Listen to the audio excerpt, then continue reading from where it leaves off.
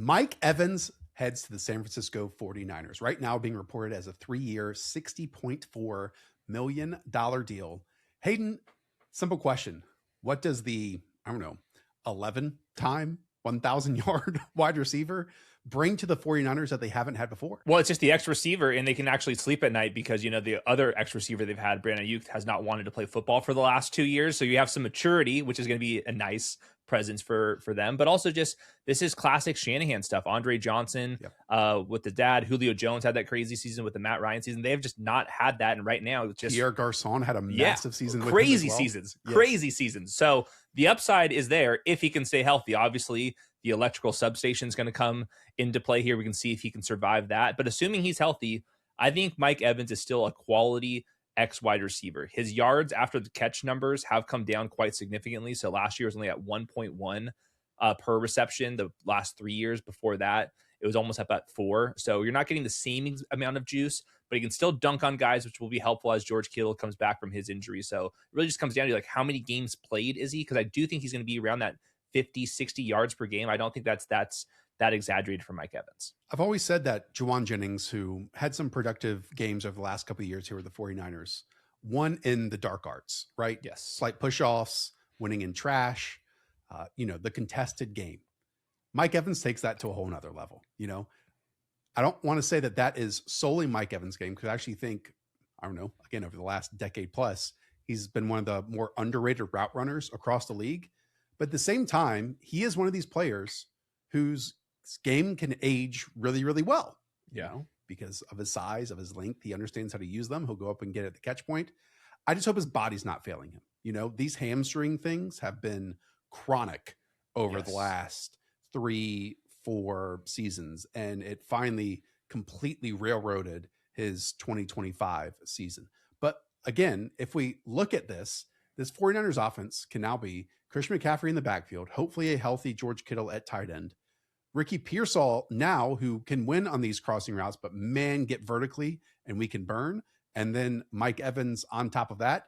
And then Brock Purdy, who loves to hit these crossing routes, loves to work over the middle of the field, and compared to other 49er quarterbacks, is willing to move and buy time and throw these downfield shots. Yeah, I'm hoping that Mike Evans isn't running as many go routes and post routes, and you get talk about some of the routes we're talking about, more of the in-cut routes, which he's still very good at. I do think that would be the best fit for this exact offense, and Brock Purdy in particular. It really just comes down to what are expectations for an age 33 season. There's only been 17 wide receivers to clear 1,000 yards in an age 33 season. I think that Mike Evans has the upside to do that. I quickly played a little veteran wide receiver game. So on the low end, you have Julio Jones as an Eagle. That's not what you want. Then you have Steve a Titan or all these other teams. You named it, the Julio Jones. That's the floor. Steve Smith as a Raven was awesome. And then where I think I'm coming in with Mike Evans as a 49er, AJ Green as a Cardinal. He had 841 yards that season. It wasn't the most spectacular season, but there was an effective year with the Arizona Cardinals there. I think you can get a respectable season out of Mike Evans. And then there still is that upside for another 1,000 yards because the 49ers offense is so efficient. I just looked at Mike Evans' game logs versus the 49ers. It's not one of these cases that in the last 6 years he's gone nuclear. In 2023, the last time he played them, 12 targets, 5 receptions, 43 yards and a score. 2022, 4 receptions for 44 yards. 2019, 2 catches for 28. But man, if we get in the time machine, maybe Kyle Shanahan did this. Back to 2018, back to 2016, 6 and 8 catches, 116 and 96 yards, and then 2 scores. Yep. Look, Kyle Shanahan watches a ton of tape, obviously. I'm sure he just looks across the league and is like, oh, if a player is of this caliber and has done this much and we can add him to our roster, we have to do it. I'm sure he has respect for big time players in other organizations. And as Mike Evans and his agent came out and said that, quote, the decision to leave Tampa was not about money. The Bucs were aggressive in their pursuit and presented what was said to be, quote, a very strong offer. It came down to a desire for a new challenge as Mike Evans enters the last years of his career. So, Hayden, I think it's as simple as Mike Evans thinks he's more likely to win another Super Bowl with the San Francisco 49ers than the Tampa Bay Buccaneers. And that's a fact. How could you argue against it? Right now, even last year, the 49ers entire team was completely injured and they still were in the mix in the playoffs. I just don't think that the Tampa Bay Buccaneers quite have that status at this point. So it's a little bit above the Cooper Kupp contract. That was a 3 for $45 million. This is now 3 for 60. Obviously the salary cap has inflated, but I thought Cooper Kupp had a lot more signs of like a legit decline on tape aside from injuries, more so than Mike Evans. Mike Evans has literally just been like, how many games played are there? He still averaged 52 yards per game if you remove this injured game from this last year.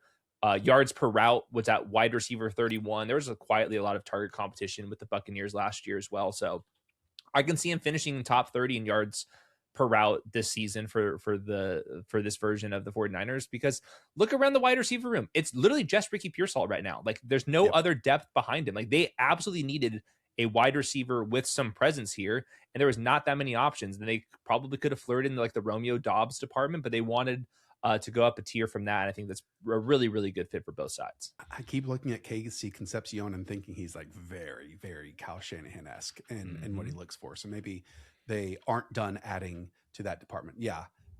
49ers fans, I beg you not to go look at Mike Evans' injury history with these hamstring things, because they really date back all the way to the 2019 season. So we're going on 6 years of that.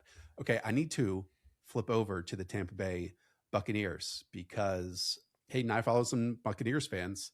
They will point blank tell you that without Mike Evans on the field, the offense not only is worse, but it kind of just doesn't function as well. It kind of crumbles. Yeah, I would call him like a force multiplier. Like when you have Mike Evans running the most difficult routes from the X receiver spot, that means Chris Godwin can play inside. Emeka Egbuka doesn't have to be on the line of scrimmage. And without him, all of a sudden those guys are playing a little bit out of position.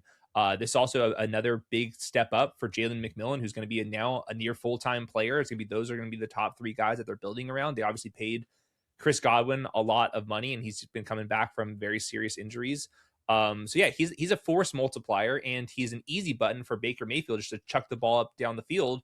And we see as Baker Mayfield gets into that 3rd and 4th second into the drop back, you get a little bit more of the volatility, which is being kind of just saying a lot more interceptions. So they're gonna have to figure that out. Obviously not having Liam Cohen's around is not helping things. So yeah, I understand it from Mike Evans. Like I do think that him going to the 49ers is just him admitting that the Buccaneers like legitimately have some warts. It's also a big season for Chris Godwin coming up, who returned the first time from his injury in 2025, was moving okay, but simply couldn't catch the football. Yeah, and then he goes on the bench a little bit longer, comes back, still moves okay, and yet he didn't have that same like physicality, sured hands as he's shown in the past. He is locked into this roster because remember what it was a year ago. He declined that contract from the Patriots, then signed for the Bucs. Then they draft Emeka Egbuka. There's your wide receiver duo, along with an injured who came back in Jalen McMillan, and there's your trio. Versus how the season started with Emeka Egbuka and how it finished, I think again we're at 2 question marks here with Godwin and Egbuka as we enter the 2026 season. Yeah, I think Emeka can play outside. I think that he would be more suited into the Chris Godwin kind of role, but we saw Emeka Egbuka win on some big post routes early in the season. So yeah, they definitely have some things to iron out. They at least did get to keep Cade Otton. They're going to figure out the running back room. So it's not just the wide receivers that there's question marks on. And obviously they dealt with a lot of injuries on the offensive line last year. And this is probably going to be Baker Mayfield's last season as a Tampa Bay Buccaneer, unless they try to make an extension. But I think it should be. They should go all in on this year and then kind of maybe reset with a new head coach and whatnot. But that's the reasons why Mike Evans left. When I say questions about Emeka Egbuka, it's not that is he a starter in the NFL or not. It's, hey, how is good he to the caliber of the raw stats that he was putting up in the first 6 to 8 weeks of the season? Is he a quote unquote number 1 wide receiver? And now he's going to have the platform to do that. That is for sure. Any closing thoughts here on Mike Evans, the 49ers at large? Also, the run blocking element, you have to do that with the 49ers too. This is a big body on the perimeter to hopefully spring a couple runs.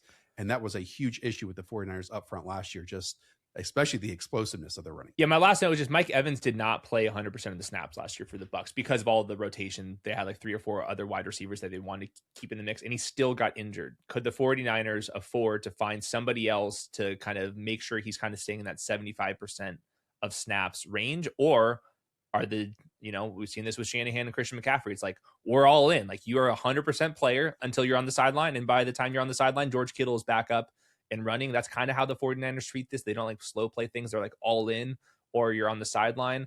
I'm guessing that's the way they're going to handle this. And that's just going to be different than how the Tampa Bay Buccaneers have tried to do this, at least this last year. No offense to Liam Cohen or Josh Grizzard or any of these guys as of late. I just think it's really cool that we get Mike Evans and Kyle Shanahan on a team together. And we'll see what it looks like on the field. All right. Before you get out of here, as you can tell, whenever there's a signing, a trade, we have a video coming out. So hit that subscribe button and go watch any of the videos already in the library. We'll see you there.